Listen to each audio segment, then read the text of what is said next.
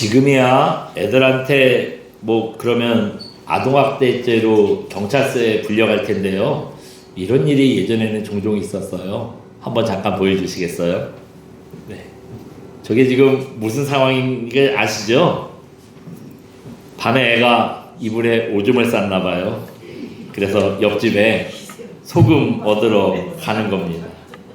저도 이부자리에 오줌을 안 싼 건지 쌌는데 우리 엄마가 소금 받아오라고 안 보낸 건지 제가 정확한 기억은 없는데요. 다행히 저런 일은 저도 한 번도 안 해봤어요. 옛날에는 밤에 이불에 오줌 싸면은 저렇게 키를 씌워서 옆집에 소금 받아오라고 보냈죠. 저 때는 저게 뭐 흔한 풍습이었는데 지금은 되게 안 좋은 방법이래요.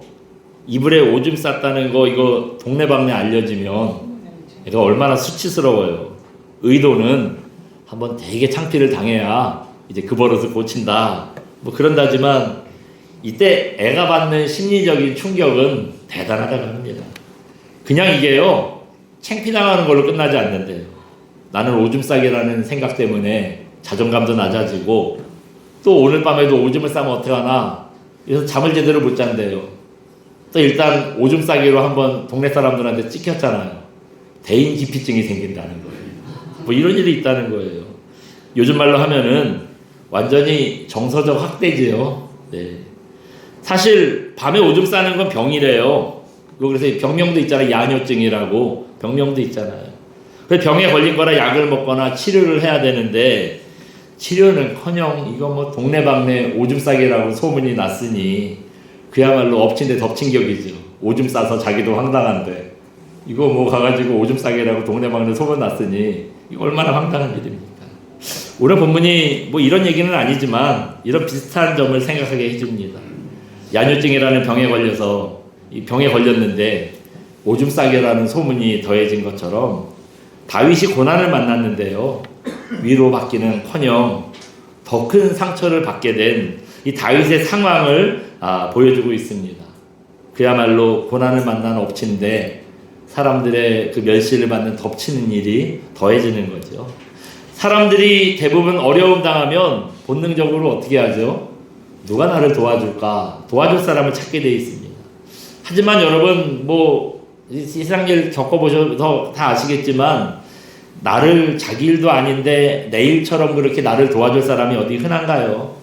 답답한 마음에 하소연이라도 하고 싶은데 자기 시간 들여가면서 또 남의 하소연 듣는 게 이게 자기 감정도 되게 힘든 일이거든요. 자기 감정 소모해가면서 그렇게 넉넉하게 하소연 들어줄 사람들이 잘 없어요. 그래서 20절에 다윗이 이런 고백을 합니다. 우리 20절 한번 읽어볼까요? 같이 한번 봅니다. 시작. 비방이 나의 마음을 상하게 하여 근심이 충만하니 불쌍히 여길 자를 바라나 없고 긍일이 여길 자를 바라나 찾지 못하였나이다. 아멘. 뭐래요? 나를 불쌍하게 여겨줄 사람 좀 찾아봤는데 있대요? 없대요. 나를 긍일이 여겨줄 사람을 바라봤는데 이것도 없대요. 어려움 당하고 너무 힘들어서 좀 마음이라도 위로받고 싶었는데 나를 위로해주고 내 어려움 도와줄 사람 한 사람도 못 만났다는 거예요. 오히려 여러분 오지랖 넓고 남의 말하기 좋아하는 사람들이 꼭 이럴 때 오잖아요. 상처받아 꼭 오잖아요. 와가지고 위로는커녕 상처에 소금 뿌리고 가는 사람들이 있어요. 다윗한테도 그런 사람들이 있었나 봐요. 21절에 그 얘기를 또 하고 있어요. 우리 21절 한번 읽어봅니다. 시작. 그들이 쓸개를 나의 음식물로 주며 목마를 때에는 초를 마시게 하였나이다. 아멘. 예. 사람들이 어떻게 했대요? 안 그래도 인생의 쓴맛 단맛 다 보고 있는데 이거 먹어라 하고 쓸개를 던져줬대요. 여러분 쓸개 드셔본 분 있으세요? 없겠죠. 저도 한 번도 못 먹어봤는데 쓸개가 엄청 쓰다면서요. 그러니까 인생의 쓴맛 좀 더 보라는 거예요. 또 목마를 때 식초를 마시게 했대요. 시원한 물로 좀 기운을 돋궈줘야 되는데 그걸 준다는 게 식초를 줬다는 거예요. 이것도 역시 인생의 고통을 좀 더 느껴보라는 거죠. 그야말로 고통이요. 그 고통에 엎친데 쓴맛에 덮친 격이 온 거예요. 근데 여러분 이 지금 얘기를 들어보니 꼭 예수님께서 십자가에 달리셨을 때의 장면이 여러분 생각나지 않으시나요? 마태복음 27장 34절에 보시면 십자가에 달리신 예수님께 사람들이 어떤 일을 하죠? 쓴 포도주를 해용에 묻혀서, 그러니까 그 수세미 같은 거, 이렇게 물을 빨아들이는 거, 거기에 묻혀서 장대에 꽂아가지고 예수님 입에다가 이렇게 닿게 해줬다는 거예요. 네? 그 예수님 줬는데 이게 안 마셨다는 말씀이 있죠. 여러분 십자가에 달려 있으면 너무 고통스럽대요. 또 피를 많이 흘려서 피랑 이 몸에 있는 수분이 다 빠져나가서요 탈수 증상이 일어난다는 거예요. 그럴 때 쓰리게 탄 포도주가 너무 쓰니까 이걸 왜 주냐? 이거 먹으면 잠깐이라도 고통을 잊게 할 수 있고 또 이 마른 목을 축일 수 있다는 거죠.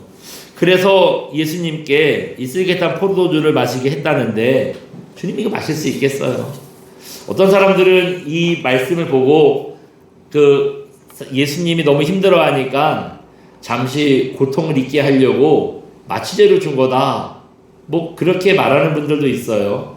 근데 그거는 조금 뭐 맞지 않는 해석인 것 같아요. 왜냐하면 오늘 본문에 보시면 다윗에게도 쓸개를 줬다는데 도와주려고 주는 게 아니었잖아요. 힘든데 더 힘들게 만들려고 조롱하려고 준 거잖아요.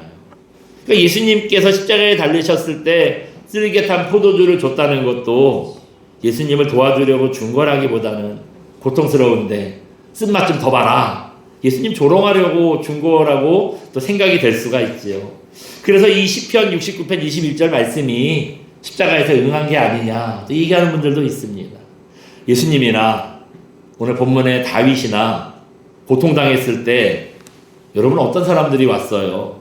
도와주기보다는 고통에 고통을 더해주는 사람들만 찾아오고 있는 겁니다. 여러분 우리도 그래요. 사기꾼들이 사기칠 때 어떤 사람들한테 사기친대요? 좀 똑똑하고 좀 이런 사람들한테 하나요?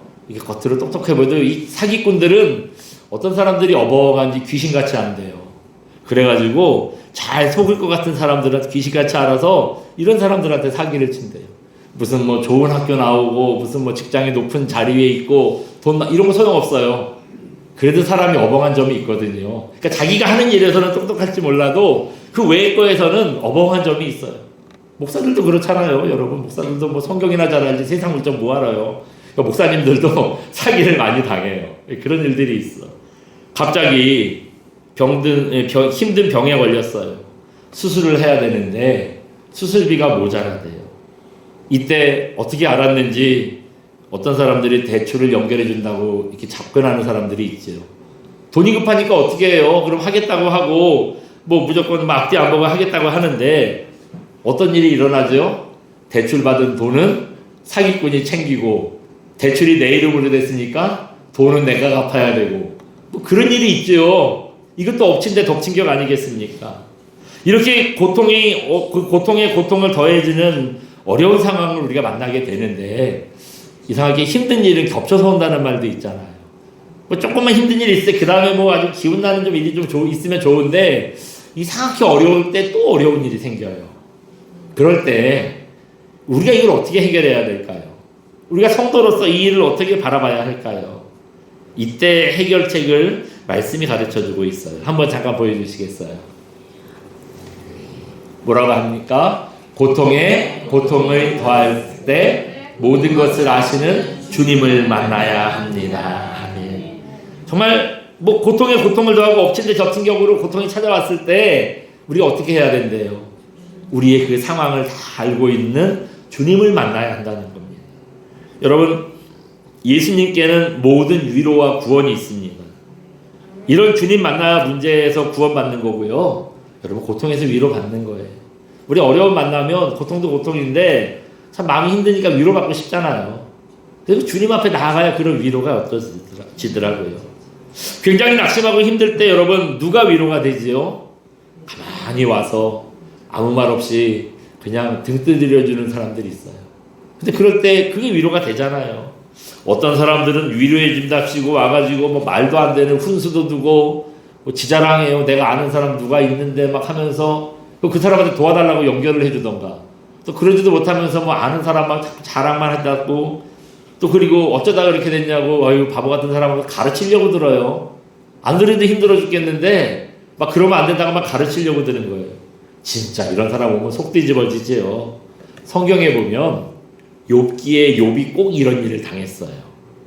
여러분 욥은 어떤 사람입니까? 동방에서 제일 가는 부자였대요. 또 자식이 10명이나 되는 다복한 사람이었대요. 근데 이런 욥에게 어떤 일이 일어요? 하루아침에 큰 태풍이 불어서 집이 무너졌는데 마침 그 집에 첫째 아들이 생일이라고 동생들 다 불러가지고 잔치하고 있었거든요. 집이 무너지는 바람에 자식들이 다 죽었어요. 또 도적들이 와서 욥의 가축을 다 뺏어갔다고 합니다. 하루아침에 자식들 다 잃고 재산도 다 잊어버렸어요. 완전히 고난이 엎친 데 겹친 격으로 찾아온 거지요. 이 소식을 듣고 욥의 친구들이 위로해 준답시고 찾아옵니다. 근데 찾아와서 이 친구들이 하는 말이요, 속 터지는 얘기만 하는 거예요. 엘리바스라는 친구는 잘 생각해봐라. 네가 혹시 죄가 있어서 이런 고난 당한 거 아니겠냐. 그러니까 회개해. 이런 말을 해요. 또 빌다시라는 친구는 와가지고 하나님은 공의로우신 분이잖아. 너 이런 어려움 당했는데 공의로운 분이 그냥 이런 어려움 줬겠어? 분명히 너 죄가 있을 거야. 어? 너가 잘못한 게 있을 거야. 이래요. 옆에 듣고 있다가 소발이라는 친구도 한마디 거들어요. 네가 죄가 없다고 하는데 너도 모르는 죄가 있을 거야. 한번 잘 생각해봐. 그거 회개해야 네가 이 고통이 끝나. 이런 말을 하고 있는 거예요. 여러분, 이게 자식 잃고 재산 잃고 쫄딱 망한 친구에게 와서 할 소리예요. 네. 듣기만 해도 참 얼마나 눈치 없는 말이고 화가 납니까? 우리가 그런 말만 들어도 답답하잖아요. 욥기가 42장이에요. 욥기가 42장인데 보시면 그 중에 34장이요. 너한테 분명히 죄가 있을 거야. 세 친구가 이 죄를, 욥의 죄를 추궁하는 얘기예요. 이게 얼마나 많은 분량을 욥을 추궁을 합니까? 위로랍시고 말은 진짜 많이 했는데 보니 어때요? 위로해주는 얘기는 하나도 없어요. 위로의 말은 하나도 없습니다.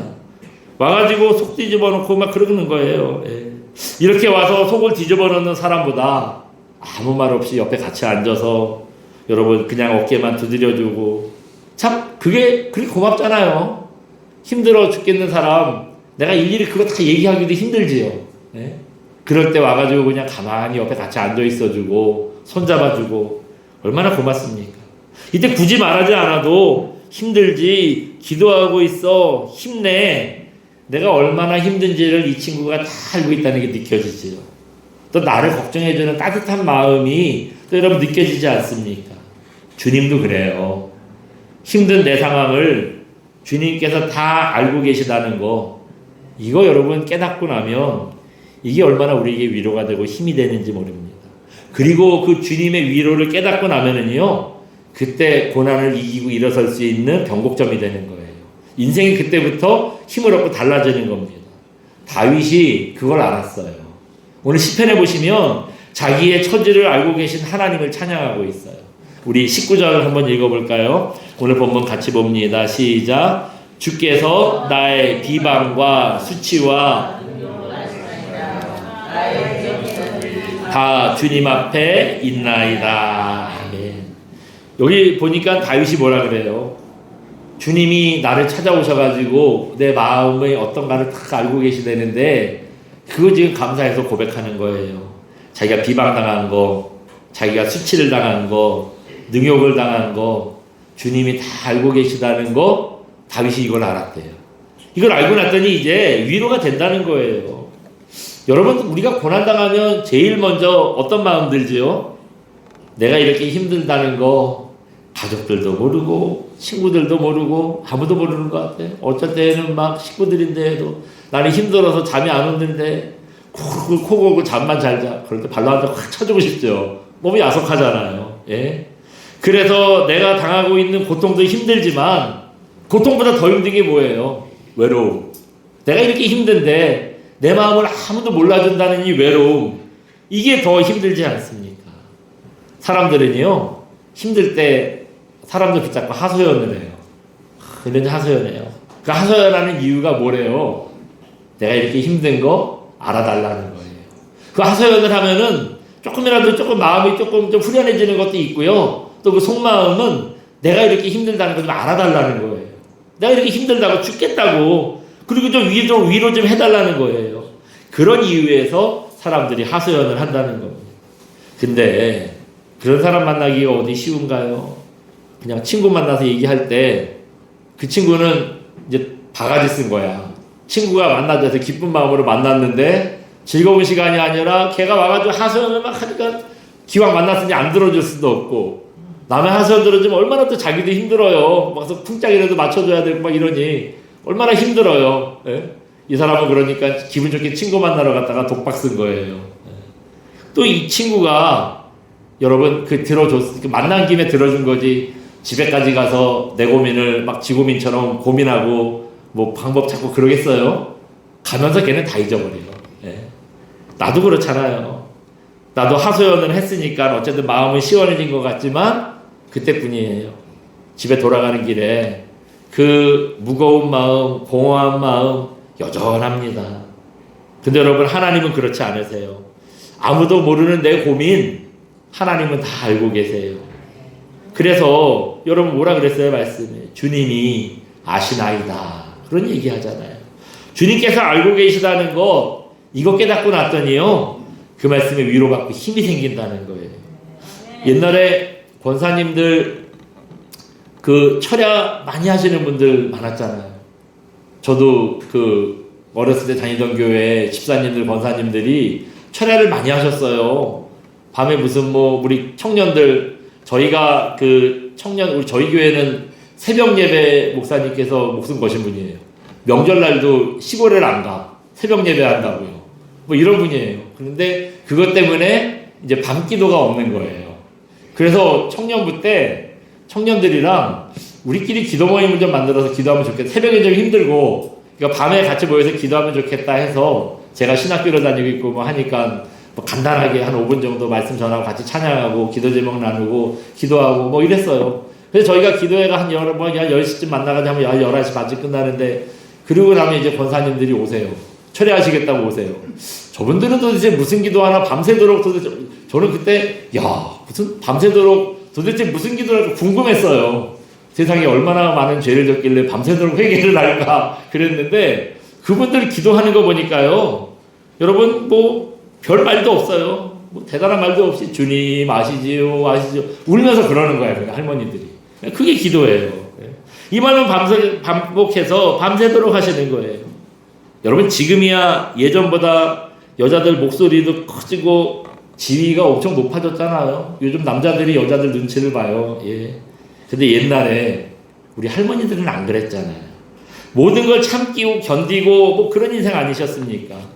그래서 할머니들 마음에 한이 맺혔대요.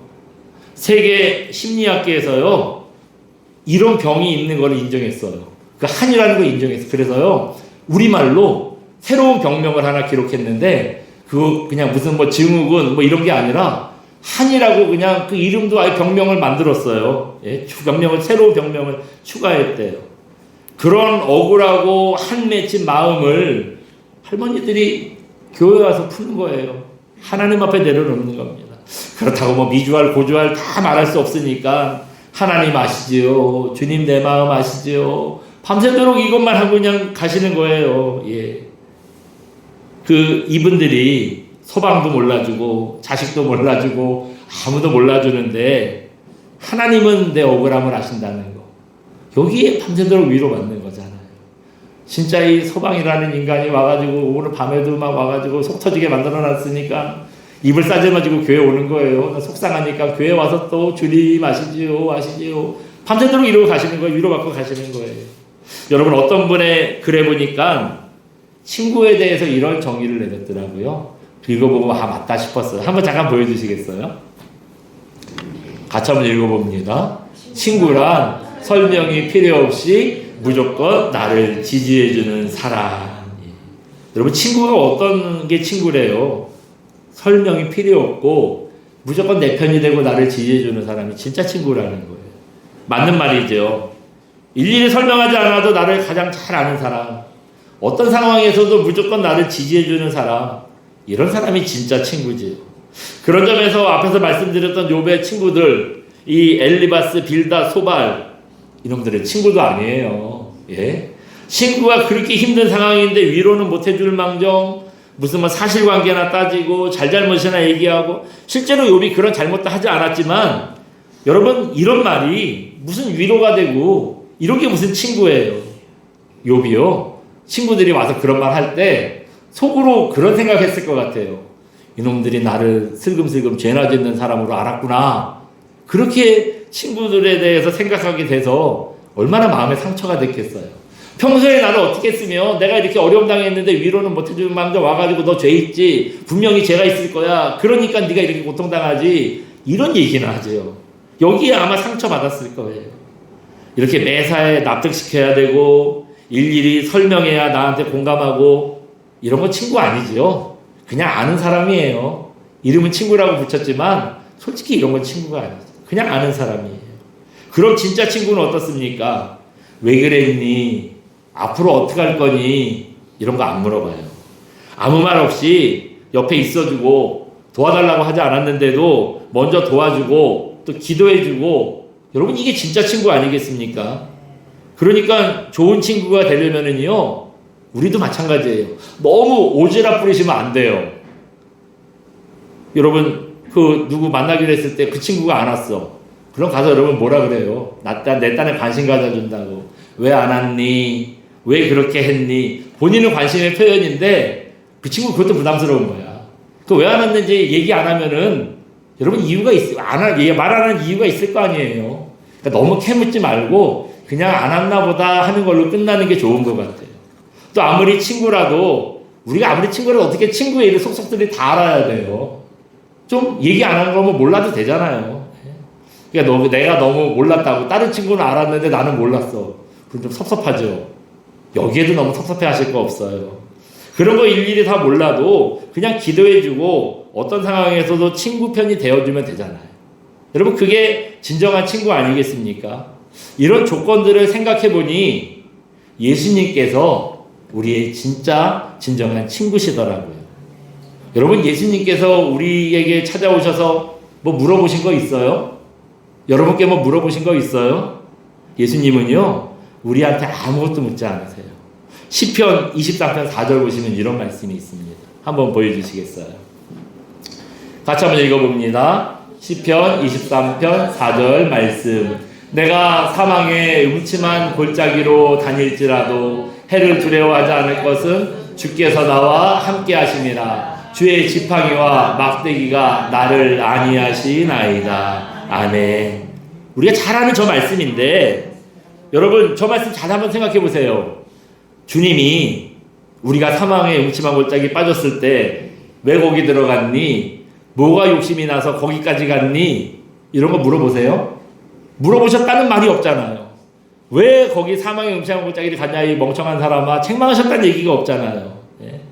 사망의 음침한 골짜기에서도 물어보는 대신 뭘 한대요? 우리와 함께 하신대요. 필요할 때 가만히 옆에 계시다가 지팡이와 막대기가 되어주신대요. 로마서 8장 34절 보시면 또 이런 말씀도 있어요. 한번 또 보여주세요. 같이 봅니다. 로마서 8장 34절 말씀. 그는 하나님 우편에 앉아 계신 자요 우리를 위해 간구하시는 자시니라. 아멘. 이번에 주님은 또 어떤 친구냐? 하나님 우편에 앉아 계셔서 지금 뭐하고 계신대요? 우리를 위해서 기도하고 계신대요. 여러분 주님께서는 우리에게 뭘 요구하시는 분이 아니세요. 아무리 친구라도 맨날 달라 그래봐 걔 만나기 참 부담스럽죠. 예? 근데 주님은 그렇지 않으세요. 아무것도 묻지 않으시고 그냥 우리를 위해서 기도해 주실 뿐입니다. 세상에 이렇게 완벽한 친구가 어디 있어요? 이런 완전한 친구가 세상에 누구 어디 가서 찾아볼 수 있겠어요? 여러분 그렇기 때문에 고난에 고난이 더한 아무리 급박한 상황이라도 주님께서 우리를 알고 계신다는 것에 위로받으시기 바랍니다. 그래서 아무것도 묻지 않고 날 위해서 기도하시는 참된 친구이신 이 주님과 동행하는 거룩한 종들 되시기를 주님의 이름으로 축원드립니다. 우리 시간 함께 찬양하고 기도합니다. 나를 지으신 주님 함께 찬양하고 기도하겠습니다.